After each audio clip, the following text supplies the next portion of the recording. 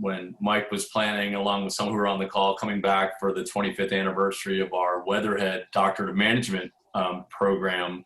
We were really looking forward to hosting Mike at ThinkBox and look forward to having him in when he does make it back to Cleveland in person. I also am a faculty member at Weatherhead. I'm an associate professor teaching entrepreneurship. Let's do a quick round before I turn it over to Asher Bear, who's one of our great undergrad students and is going to moderate the discussion. Maybe I'll just do, and I'll just sort of call on you as I see you, just for a quick intro so that we and Mike and others know who's on the Zoom call. So Doug, do you want to start? Sure. So I'm Doug DiGirolamo. I'm the program manager of Sears ThinkBox. I'm also supporting the Veale Institute for Entrepreneurship at Western Reserve University. And I work with students, faculty, staff, and alumni on their business ideas and get them interested and see the value of entrepreneurship. Great, thanks. Tiffany, one more intro for those who joined. Oh, you're muted, sorry. Okay, go ahead. So I'm Tiffany McNamara. I am colleagues with Michael and Doug at CASE. I am with Sears ThinkBox, which is our entrepreneurship and innovation space on campus. And I'm the Senior Director for Strategic Partnerships and Business Development. Thanks. And is Charisse, is that the way you pronounce your first name? That's correct. Awesome. Thank you. I'm retired out of the business world, software development, but I am currently the head coach for the Solon High School Science Olympiad. I'm interested in the ThinkBox pieces as well as some of the entrepreneurship pieces. I don't necessarily want to stay in retirement. So just kind of putting my hat out there and seeing what's going on. My family does a lot of ThinkBox. I have a son at CASE and I have a son who graduated from CASE. So just familiar with all of those pieces and interested in how they're coming together and what's going forward. Awesome, Charisse. Thanks for joining. Bob Krug? Yes, my name is Bob Krug. I'm in downtown Manhattan, New York City. I am finishing off a semester at St. Joseph's College in New York City, where in 2 weeks I will have formally, fully retired, which I'm looking forward to. And I came on. Mike was one of my advisors, my primary advisor in their Doctor of Management program, and somehow or other was able to get me out. So that's why I am. Awesome, Bob. Thanks for joining. Kathy? Oh, sorry, let me unmute you. Sorry. You can, okay, go ahead, Kathy. You're good. I think you're unmuted. Go ahead. Okay. Can you hear me now? We can, Kathy, yeah. Good. All right. I'm Kathy Overbeck, and I was in the 2009 Doctor of Management class at CASE, and my area of research is family businesses, and I am currently a consultant to family businesses focusing on integrating generations. And I want to tell you right now, I apologize for 4:30 for another meeting that I had scheduled before I knew about this. Great. But I'm looking forward to hearing about entrepreneurship. Great. Thanks, Kathy, for joining. Susan? Can I say something real quick? Kathy, your name has come up twice recently in a conversation, so I want to reach out to you. All right. We love the networking. Yeah. Thank you. Great. Susan Johnson? Sorry, I unmuted you. Go ahead. Thank you. I was ready for that one. Okay. So I'm the first virtual graduate from the program. I'm graduating from CASE as we speak in May. I saw the announcement for this entrepreneurial conference, so I was curious about what it's about. I am potentially looking at getting into real-time payments as a new startup, and so I just thought this would be a great way to get back immersed into the entrepreneurial world. Awesome. Well, congratulations. Unfortunately, one of my roles that I really enjoy at Weatherhead is reading the names at graduation on the stage of Severance Hall.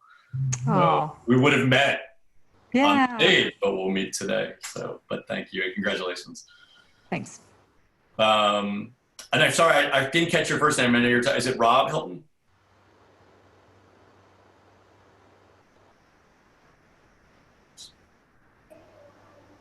It is Rob, if you say. Okay, Rob, are you there? Do you want to just do a quick intro? Okay, you might not be there in a second. Holly Warner, do you want to say hi?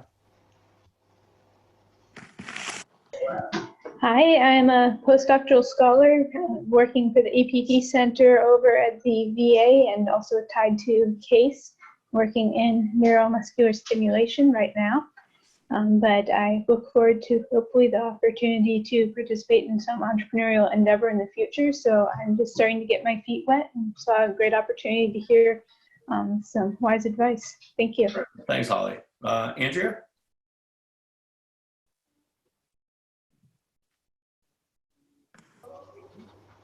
And Sarah Bartlett, do you want to say hi?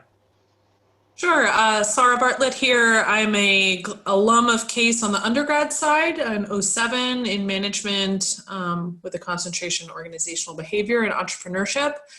I have my own consultancy now focusing on change management for individuals and organizations, but eager to hear the discussion today and looking forward to hearing all the ideas that the rest of the group has. It seems like a great audience. Great, thanks, Sarah. Great to connect. And let me turn it over to Asher Bear, who's an undergrad, just finishing his second year. Actually, he and Mike are not very far away from each other in Southern California. So one of the things that we've been doing is, sorry, let me just mute folks that are not, except for you, Asher and Mike, just for the second.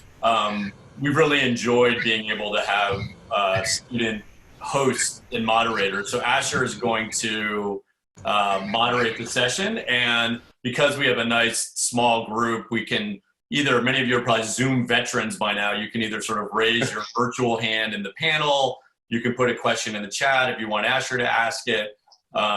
So we'll turn it over to Asher to lead the discussion, and thanks for doing it, Asher. And Mike, thank you so much for making the time to join us for this discussion today.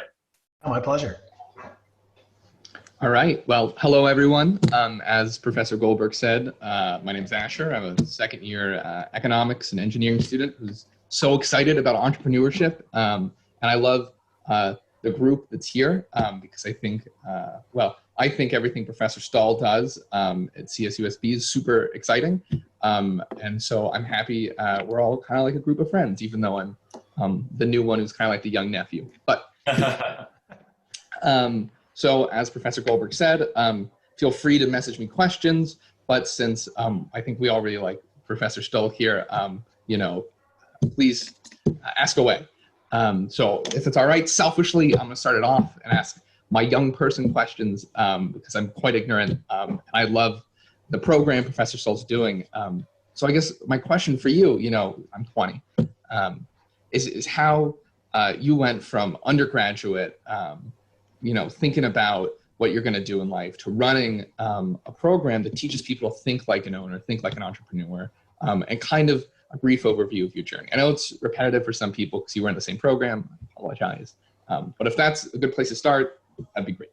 Yeah, absolutely. Well, briefly, I had a little bit of an advantage in the sense that I grew up around business. My family started a business when I was 5 years old. And so I kind of witnessed firsthand sort of these trials and tribulations of what I would just say like an entrepreneurial journey. And, tuning into Kathy, it was a family business. So, I was part of a family business, and that has its own unique dynamic and process.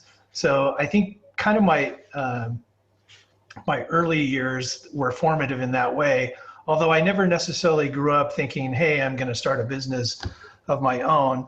But I did what a lot of the entrepreneurs I've worked with over the years did when I was younger. If you talk to a lot of entrepreneurs, they'll say, oh, yeah, I sold candy, and made money in school. I did the lemonade stand. I did, they were doing all these different things. Or I was the top seller of magazines going door to door. I mean, they were doing these kind of things. I did a lot of those things as well.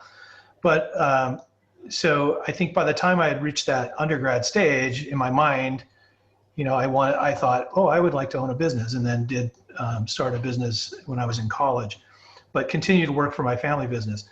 But the part of the genesis for me was kind of understanding how to approach things. And I had this conversation with a professor when we were talking about management, and he said, maybe it's really not what managers do, it's how they think, their mindset. And that kind of spurred me to start thinking about this idea of being a business owner and how it's more of a mindset in a lot of ways than it is what we actually do. And so that's actually, if I go that way, you can see like my think like an owner is our mantra. And for me as an undergrad, it was just like there was no boundaries in terms of what we thought we could do because I kind of grew up around it. And so I thought, well, this must be possible. My parents did it, you know, and other people are doing this, so it's probably possible to do it. And I think that's a big thing I see with our students that I work with at my university. We serve a region of about 5 million people, and but the students that come to our university, California State University in San Bernardino, 80% of them are first in their family to go to a 4-year university.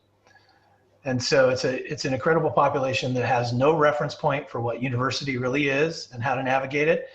And they also oftentimes don't have much of a reference point for how they can navigate a career and or be an entrepreneur. And in fact, I think part of the challenge that they have is having the confidence to actually go down that path. And part of, I think, our challenge in the entrepreneurship program and in working with the students both in the classroom and outside the classroom is to kind of build that component, to expose them and give them enough opportunities to build that component so that they feel like, hey, this is something I can do. I mean, there's one thing to think it intellectually, but it's another thing to kind of be able to think it holistically and say, I can go do this and have the confidence to go do it.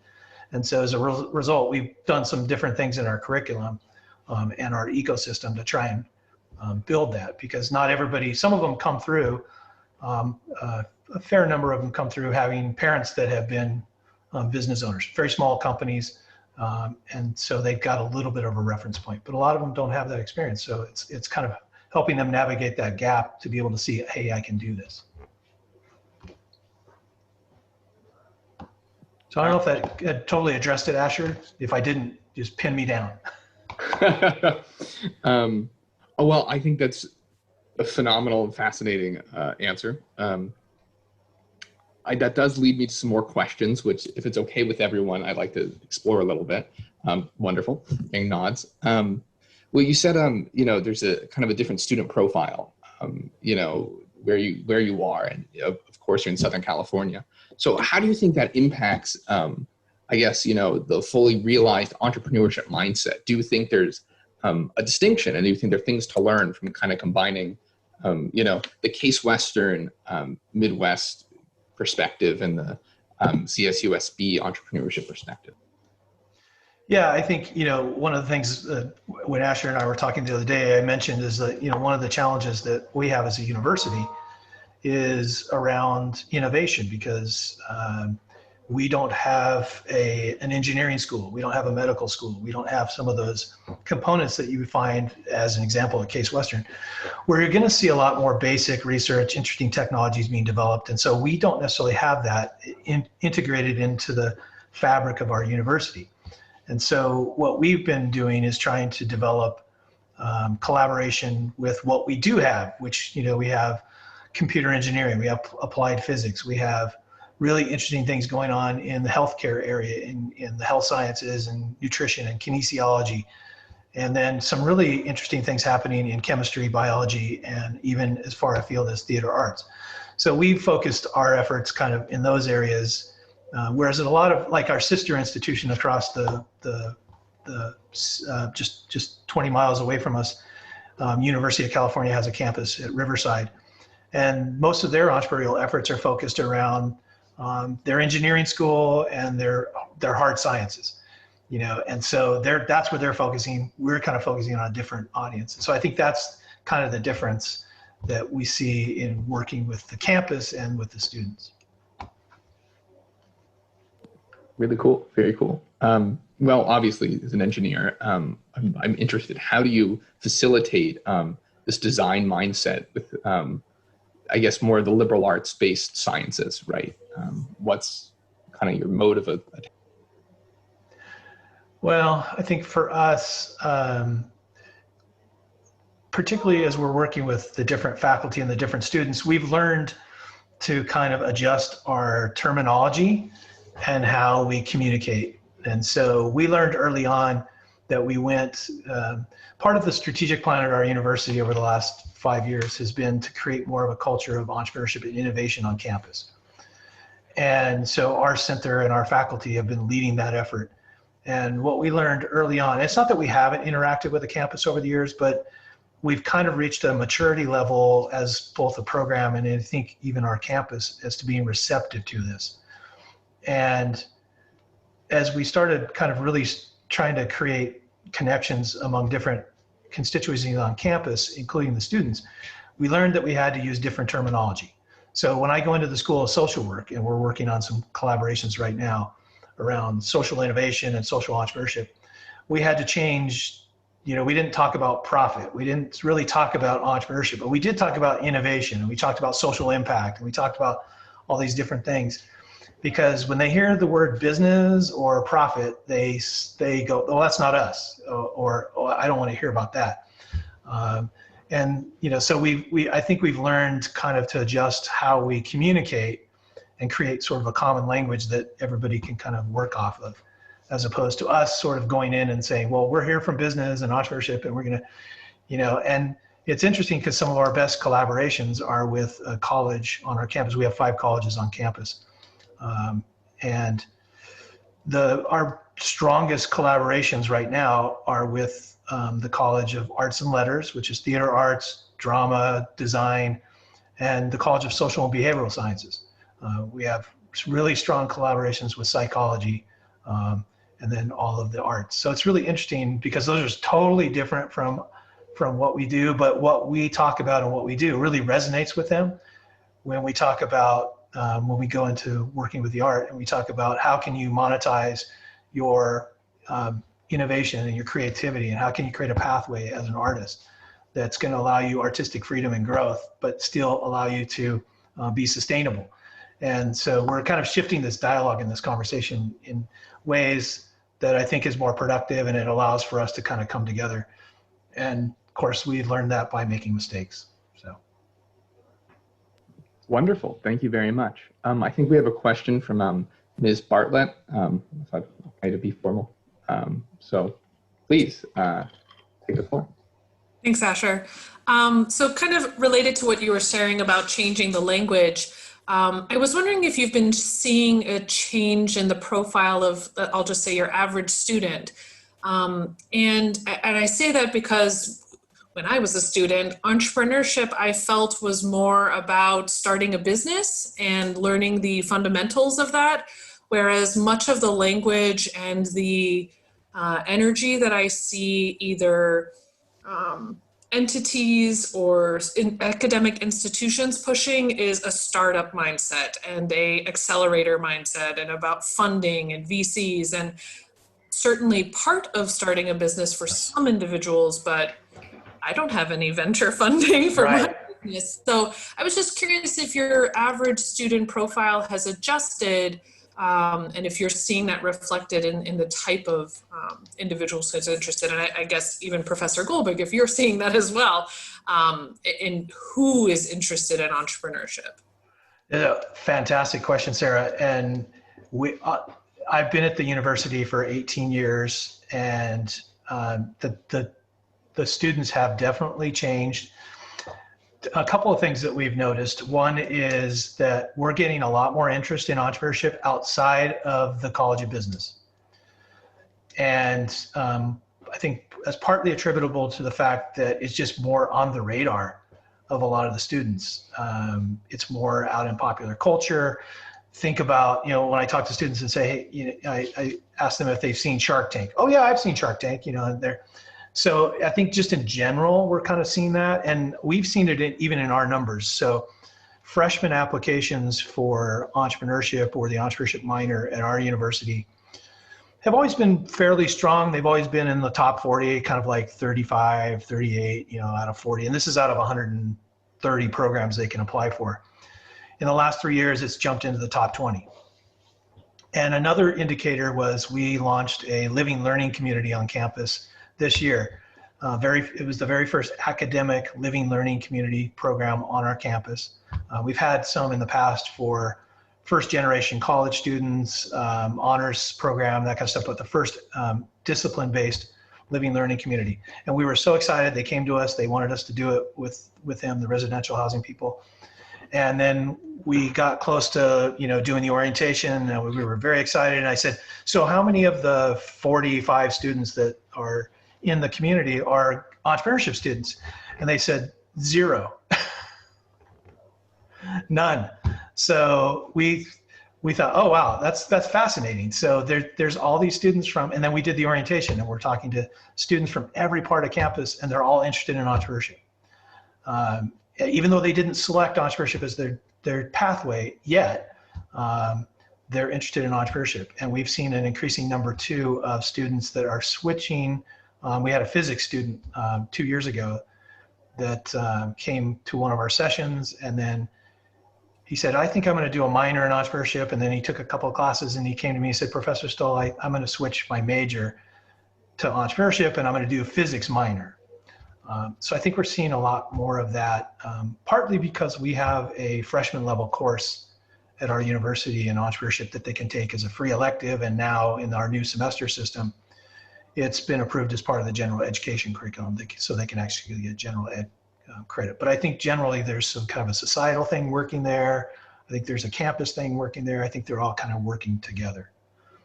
I'd be curious at Michael's point of view. Yeah, no, I was going to jump in. It was, one of the, when I took this new position at Case with our institute getting set up, one of the fun things I got to do was call alums like Mike and others that have been doing this for a while and running centers. And one of the things that I was struck by our conversation, Mike, is how you engaged faculty across the university, like through a fellows program and others, because we see the same thing at Case. Even though I have a foot at Weatherhead, a lot of our entrepreneurship activity lives in other schools. Our engineering school is quite strong in entrepreneurship, and certainly even since I've taken this job, we're setting up a program for some folks from our School of Dentistry that are involved in entrepreneurship. So it sort of made me realize a bit how narrow I was, perhaps, and because I run a small venture capital fund and teach entrepreneurship more through the lens of like high-tech, high-growth startups that need angel or venture money. And sorry to your question, and I think you're a great example of sort of an alum who's doing cool entrepreneurial things that may not necessarily fit the model of going out for angel funding or venture funding. So I certainly knew that there was all types of entrepreneurship in places like our university or the city, but the couple months that I've been at this job, it's really struck me like how much was going on. And I think, looking to like the work that you've done in San Bernardino about how do you support different kinds of entrepreneurs that may need different things, again, that aren't coming up with a new parking app that they need to fundraise for. Right. Yeah. And, that's our program.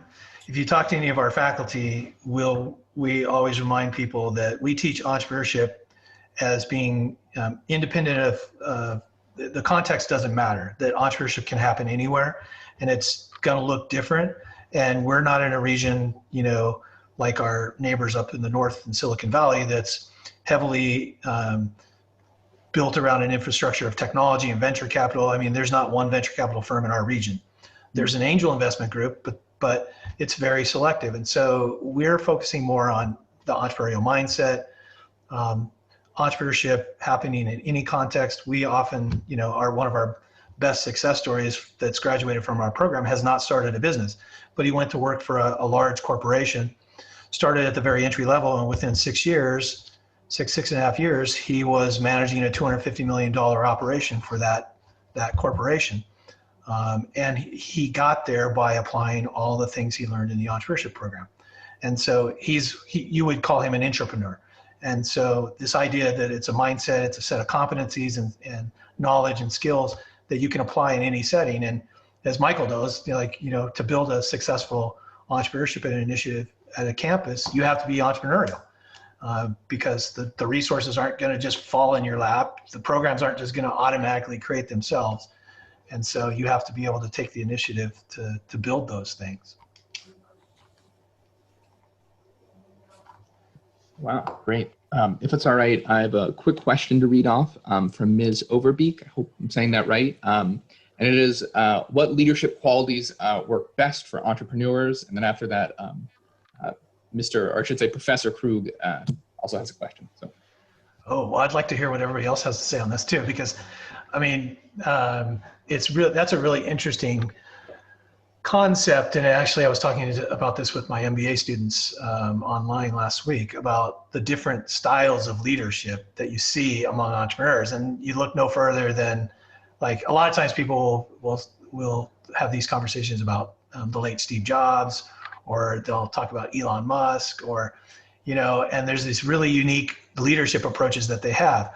The entrepreneurs that I've worked with in our region that I think have tended to create successful and sustainable businesses are the ones that have high levels of emotional intelligence, that are really focused on creating a culture in their organization that's embedded around certain core values that everybody's on the same page with, and that they hire and fire to those core values. And typically those core values are rooted in, you know, teamwork and having, as one of my entrepreneurs, a young entrepreneur said to me, he said, you know, the business didn't thrive until I figured out how to get out of the way of my employees. And, you know, kind of almost a servant leadership approach. And in his case, he was young. He started the business when he was 16. He didn't know any better. And by the time he was 30, his business had hit the ceiling. And he figured out that there was a lot of talent around him that he wasn't letting thrive. And he completely changed his leadership style to be more inclusive. And he incentivized participation. And he wanted to get people thinking more like an owner. And that's probably the number one question I get from entrepreneurs when I go out and talk to them is, hey, Mike, how can I get my employees to think more like me? And part of it is you have to really want that, and you have to want the results that will come from that, because once you open the genie, you know, the bottle, and the genie's out, you're going to have to deal with it, and you have to create a culture that's going to reward people to be engaged at that level. Because if you're not going to give them equity, there has to be some incentive for them to be more collaborative and more innovative. So I don't know if there's one particular profile, but I see some commonalities among the people I work with that seem to have the respect of their team and have achieved success, and it's been pretty sustainable. So I'd be curious what everybody else thinks. It's interesting you mentioned this, you know, how do I get people to be more like me? For 30 years in industry and for the last dozen years to students, I've been telling them, you don't want more people like you. You've already got you. You want people who are different than you. And it's so difficult to get to understand because their first reaction is, that's going to do nothing but frustrate me. And my retort is, fine, get frustrated. Yeah. Yeah. Well, I think part of it too, Bob, is that it's not that they want a clone. It's that they want people that have an ownership mindset. Mm. And I think that's the big thing is, and it's the same, like, you know, for my Center for Entrepreneurship, our number one core value is think like an owner. And what we want is everybody in the organization. We have about 40 people that work in the center now, and we're about to add another 20 because of the stimulus funding. What we want is for them to be able to do their job well, which is going to take a different skill set, different approach depending on what they're hired to do. But we all want them to be able to live our three core values. And the number one is to be able to have an ownership mindset, to think like an owner, that when they come in and do their work, they're a part of the owner of this, and it means more than just coming in and doing your job. And so I think that's what most of the entrepreneurs I talk to, I think that's what they're getting at. Not that they want to recreate themselves, because as I've said before, if you have a basketball team, you have 5 Kobe Bryants, there's only one basketball.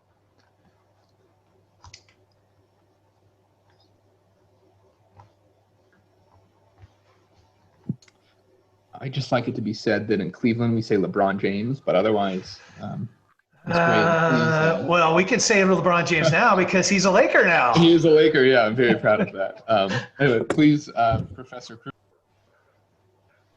Oh, this is a little late. It actually goes back to something that Mike had mentioned like 15 minutes ago. He was talking to his students, and that his students don't feel that they really think in terms of profit.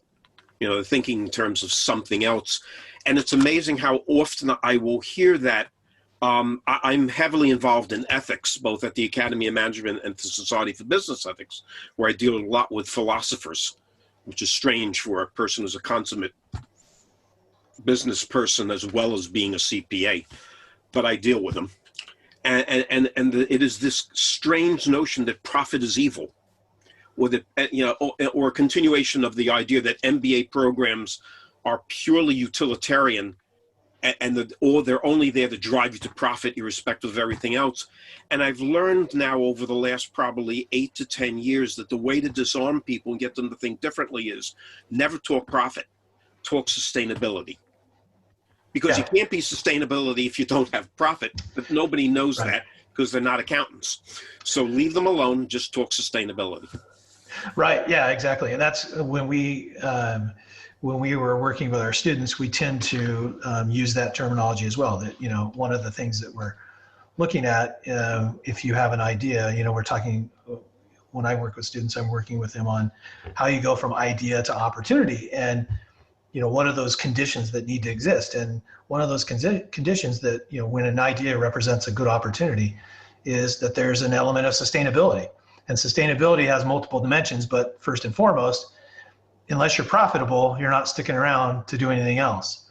So the financial characteristics, if you will, of the opportunity have to be well defined, and they have to be sustainable in that regard. So it's just, it goes back to the language, and it goes up, but it also makes it sort of like shifting their mindset to think more that it's not solely about profit, that it's also, part of sustainability is having impact. It's also about building a sustainable culture, and a culture that, I mean, you know all too well, Bob, from your experience, that if you have an organization that just, goes through people continuously, it's a drag on the organizational culture. It's a drag on its success. It's a drag on its financials. So sustainability is more than just profit. There's a lot of aspects of it, but if you don't have that profit, that's a really important component. Agreed. I want to ask, as a young person, I hear a lot of people who are interested in entrepreneurship, think about it as a lens to do some like social good, as opposed to necessarily profit driven, which leads to a lot of ideas that at least my friends have that aren't sustainable, right? Because they're really not CPAs, like Professor Krug said. So my question for, you in general, is this a recent development, or do you think, the overall mindset of, I guess, company-driven ethics, and if it is, and if it's not, I'd like to hear a little bit more about your thoughts. I think it's fascinating. It's interesting. I don't know if it's more recent or just more prevalent, because I was trying to think back, growing up around my family's business. I never really heard my parents talk about profit.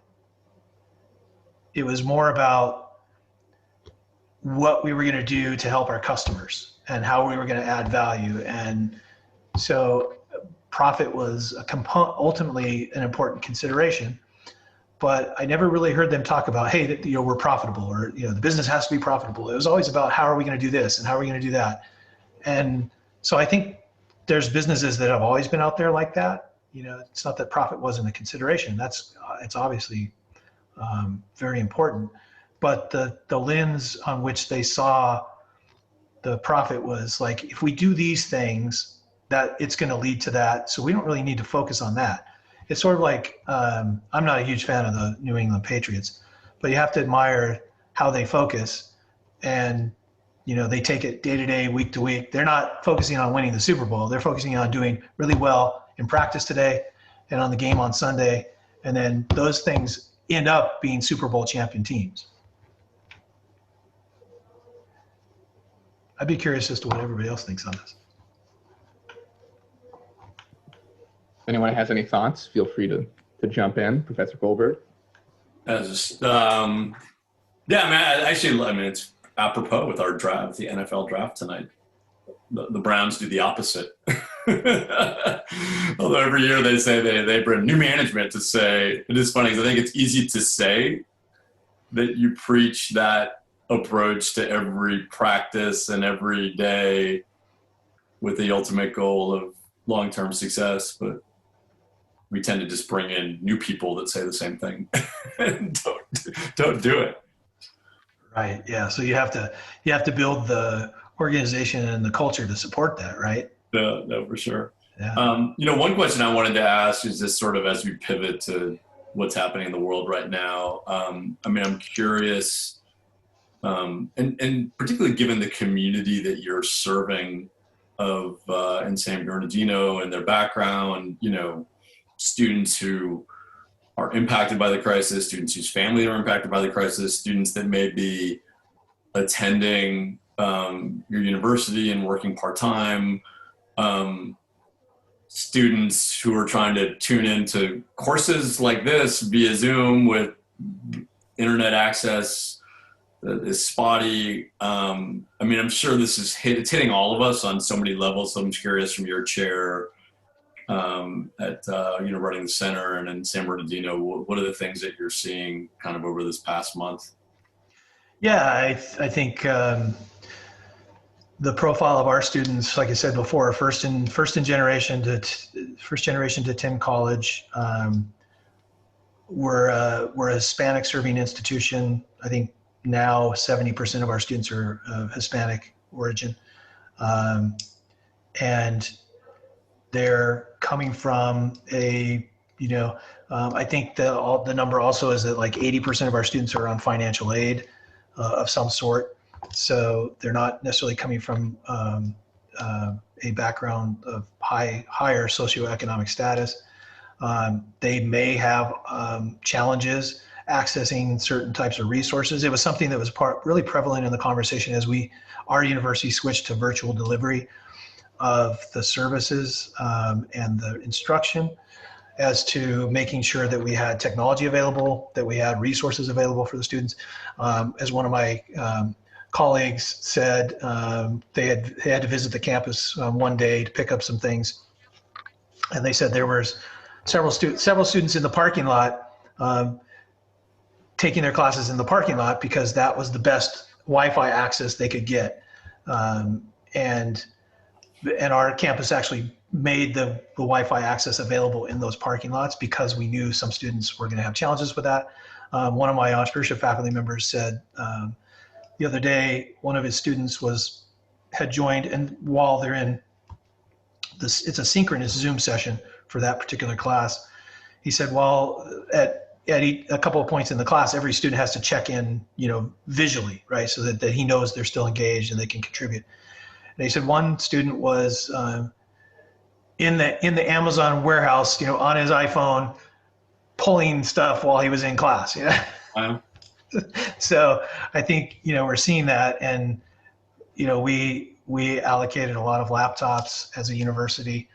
Our College of Business had laptops and iPads. We just got iPads for a new program, an app development lab that we're doing with Apple for entrepreneurship. And the iPads are going to come in, and we're not going to be able to do the lab until we get this all sorted out. So we donated our iPads for student and faculty use. So I think being able to provide resources is really important, but we're definitely seeing that sometimes they're not in a position to be successful because they don't have the resources or they don't have good access to the internet. And so I think it definitely is creating some challenges. Interesting. Speaking of the COVID-19 world, kind of a broad question, and that is, in your mind, how does innovation change, during this time? Aside from, focusing on making masks as opposed to, ultraviolet light, like, how do you think the mindset would grow and evolve? That's tough to predict, I guess. And I'd be curious as to Michael and Doug's thoughts on this as well, because I think in some sense, some of the things that are already in process and that people are working on, like I've got a colleague in chemistry that she's working on this really interesting project, and that's going to continue on, right? She's going to continue to drive that forward. Her goal is to license that technology out. She doesn't want to create a business, but we're working with her to accomplish that. But then I think you're going to see some emergent things, right? So there's going to be some things that are happening that are and opportunities, not even around innovation, but even just business opportunities in general, where people are going to start looking and going, well, wait a second, now businesses are having to adapt and adjust, and we need to be there to help them do that. And in fact, even my faculty member that's driving the app development lab is now wanting to roll it out in the community, because how many of the small businesses in our community right now don't have apps for staying engaged with their customers? Or even in my little town here, we have a little 3 location sort of fast casual home style Mexican food that we literally go to. If I have the opportunity, I'm there 3 times a week. And it's largely takeout, but they're closed right now, and they don't have any social media presence. They have there's no ordering. I mean, there's all these things that I think we're going to see kind of coming out of this, where businesses are going to have to start changing, even the smallest of businesses, the way they approach their operations.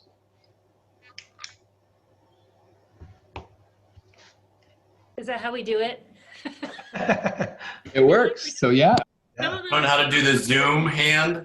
Yeah. Mine doesn't have a Zoom hand. Oh, you don't? Okay. Sometimes they do, so I use mine. Yeah, sometimes it has the raise hand function. Yeah. All right. So first, I appreciate calling out the entrepreneurship component to this, because that is who I've been.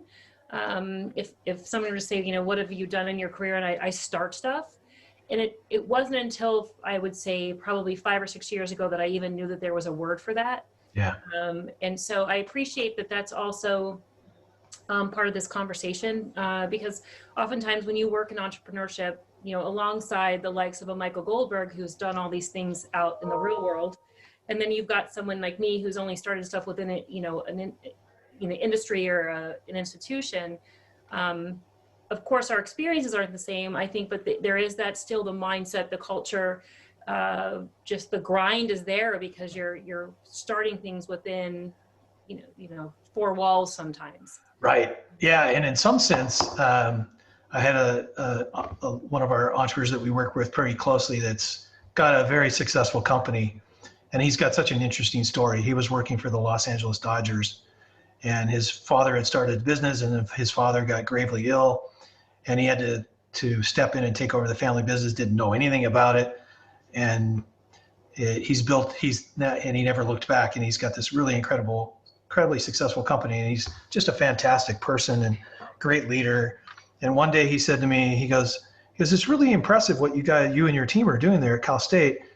He goes, and he said, as I watch you guys and I think about all the stuff you have to deal with at a university, he goes, I think what you do is probably harder than what I've had to do, And in some ways I said, yeah, probably so, because, as Michael, if he hasn't already found it out, universities aren't hotbeds for innovative change, as a practice. It doesn't mean it doesn't happen, but it's just, as I always joke at my university, the default answer is no, or that can't be done. Right.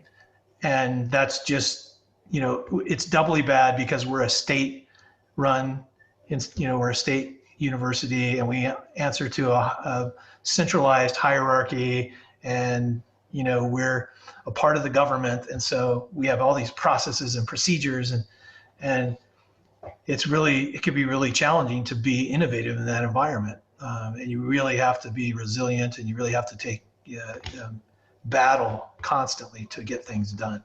So in some ways, if it's not harder, it's probably equally as hard. And I also like that we have multiple exits, right? I mean, we get to start stuff, move it on, let people take it. I mean, I feel that way, that I also have a short attention span. So we start things, we hand it off to the people that, really can grow it and do the best for it. And that's what I think I appreciate also about this role. That's awesome. That's a great point. Yeah. And that's the importance of a good team. I've got a leadership team of, we have 6 people on our leadership team.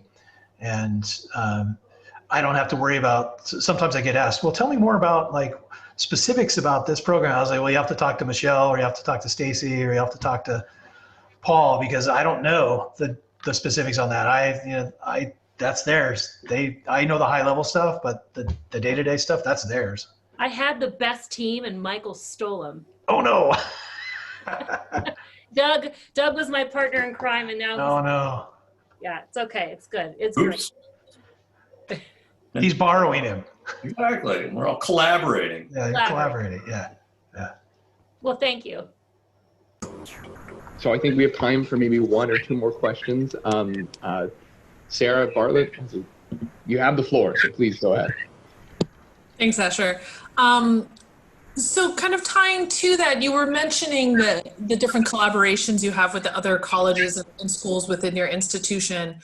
And I think you had mentioned earlier in the presentation that, let's say when you speak to those in the social work school, you don't lead with profit.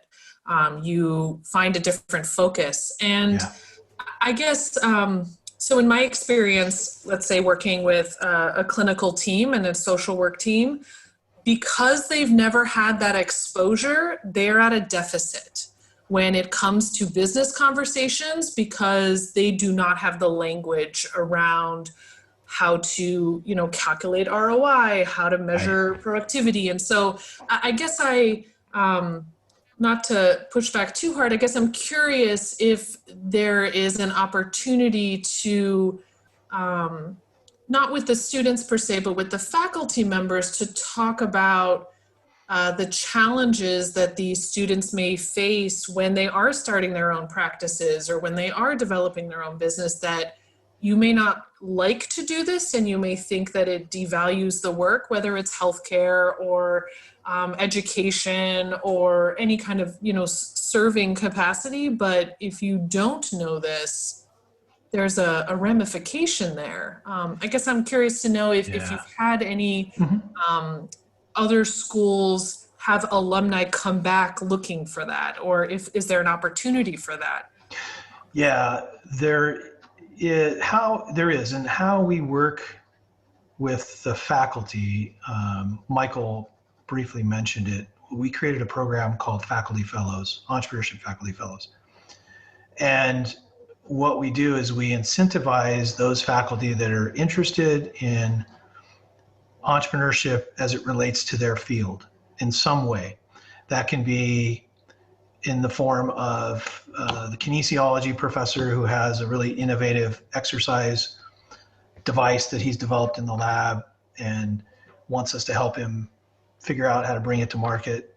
It can be as more basic as, our psychology faculty member who said, there's a huge gap we serve 2 counties in our region. San Bernardino County is the largest county in the United States, 27,000 square miles of size. And it has a huge gap in childcare services. There's a deficit of childcare services. And so they're desperately trying to address that gap, both from capacity, but also leadership and the capability to launch new childcare facilities and things like that. And that's rooted a lot in child development, which is in our psychology department. So the psychology faculty member is working on trying to address that and came to us and saying, how could we address this gap? And we think part of that skill set is entrepreneurship and managing a small business. And how can we build that into our curriculum as we train these early childhood educators? And so that's resulted in a certificate program that we've developed jointly that we're delivering in the community to address that gap. And building that mindfully into the program so that they understand this whole idea of sustainability and profit and how you manage an operation, whether you're the manager of a childcare facility or you're the owner that's launching this childcare facility, because they don't have that skill set, as you noted. So, and what we're doing with faculty as well is if they're willing to go through it, we put them through an entrepreneurial training program as well. So we start to expose them to some of the key concepts of entrepreneurship and business so that they can start to speak the language as well. But the other thing too is the Faculty Fellows program has been incredibly valuable because it then embeds champions into the different departments and colleges that are synchronized with entrepreneurship, get it, and now become the people that talk to their colleagues about entrepreneurship in a way that's different than the way we'll talk to their colleagues, because they deal with them every day. And so like my biggest champion on campus right now is Johanna Smith, who's in the College of Arts and Letters. She's in theater arts. She's a puppeteer and an improv specialist. And Johanna and I have created an improv class just for entrepreneurship. But Johanna is like talking about entrepreneurship daily in the College of Arts and Letters. And that's why we're getting so much more collaboration from their college, because everybody's reaching out and wanting to do something with us now. Because Johanna is kind of the validator of that. And then now Johanna wants to be a member of we're creating a school of entrepreneurship. I've got one more approval level to get through. And if we get through that, we'll have a new school of entrepreneurship. And Johanna wants to be the first non-entrepreneurship, faculty member. So she wants to apply for a dual appointment in entrepreneurship. And we envision doing a lot more of that. I've already got somebody else that wants to do the same. And I'm just talking with a math educator and quantitative reasoning expert yesterday. And she's talking about the same thing, because she's a pedagogical expert and wants to be involved in helping us teach entrepreneurship even better. So it's kind of interesting, all these things that happen. I don't know if that really answered the question. No, it does. Thank you very much. Okay, cool. All right, we're kind of hitting our 5 o'clock timer, so I don't want to say thank you for everyone's questions. Thank you, Professor Stull, for wonderful and diverse answers. I think I'm going to throw it over to Doug to add some points. Yeah, so I just had kind of one last question to close it out, and I think it's one that kind of ties to all of us, really. And Mike, I'm curious to know your thoughts. How do you measure success, especially in running an entrepreneurship center? Is it, mindset based? Is it student outcome? Like, what do they do when they graduate? How do you measure success? I'm just curious. I think you have to take, for us, we sort of look at it as a balanced scorecard. And we also look at it as educate. I mean, part of it is, like, as a Center for Entrepreneurship, I have to juggle two really different ways of measuring success. So if I'm talking about my community-based programs, we have specific metrics. We're looking at client, hours, and number of training sessions we've done, the mentoring stuff, the access to capital that we've been able to help our clients with. So there's some really specific measurements there. If we're doing other programs, it's number of participants and those kind of things. If we're looking strictly at the educational side, it gets a little more challenging, because I'm totally at odds with things like the Princeton Review and their ranking system for entrepreneurship programs, because it's all about startups and it's all about raising money, and it's how many of your students went to national competitions and all that. And that's like a small slice to me of what makes a good entrepreneurship program. And so, yeah, we look at, one, are the students changed?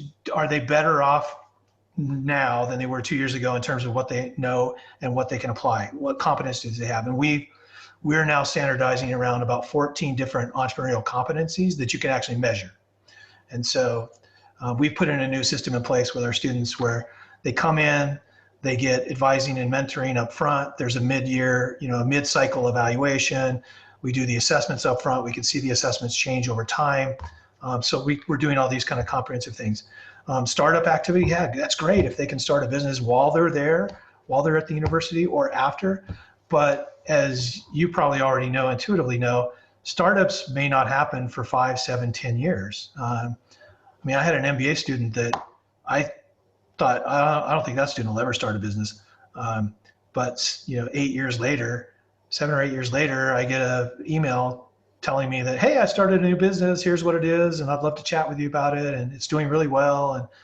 And so it took him 8 years for that seed to kind of sprout. And so even though the last time we did our alumni survey for entrepreneurship, 48% of our students had started a business. That's a high number.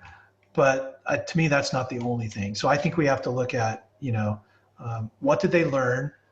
What competencies did they acquire in the program? We have a mechanism for both of those things, because they do have a learning reflection and they have to document the things that they learned in the program. And then the mindset thing gets a little bit harder because, unless we're tracking you, like Brandon, our student that is the entrepreneur, we've stayed close to him so we could kind of track his career. And it's not about startup, it's about what he's doing in that corporation.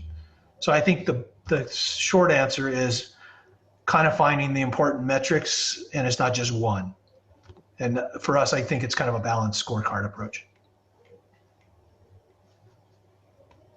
Great. Well, let me maybe jump in just to wrap things up. Asher, thank you so much for doing this. It's been really fun watching our students take the moderation lead and ask great questions and engage. And again, it was nice. I didn't even realize when I asked Asher that he was in Southern California. So yeah. Mike, thank you for doing this. I know you've made a huge impact in your community, your work at Case, everybody that you've touched, and we've been really lucky at Weatherhead to get you back engaging in the program. And it's nice that you're able to connect with former classmates and colleagues like Bob. Yeah. I know folks have been really pleased with what you've been able to do with them along the way. So we do look forward to getting you back on campus once we get past this again. So we'll do this in person. Yeah, I'm looking forward to coming back. And, I would be remiss if I didn't say that, the Doctor of Management program, and I think Rob and Bob, would also speak to this, is a very transformational program.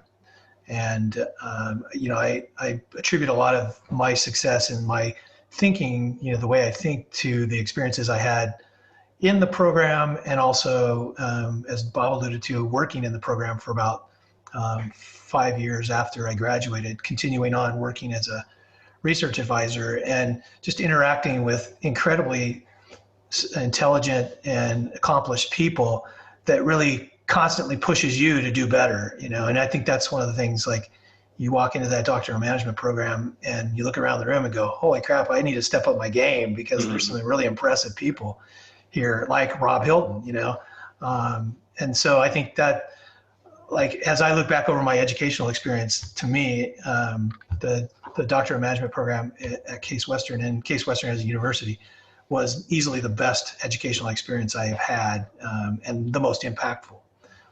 So there's something to be said for that. Well, you've got a lot of friends. You got a lot of friends and cheerleaders that are still. I mean, one of the nice things about that program is Sue and Marilyn and Veale, and there's Phil, and there's a bunch of folks. Obviously, some have been around for a long time when you were there, and they're still there. So it's great. Fantastic people and fantastic program.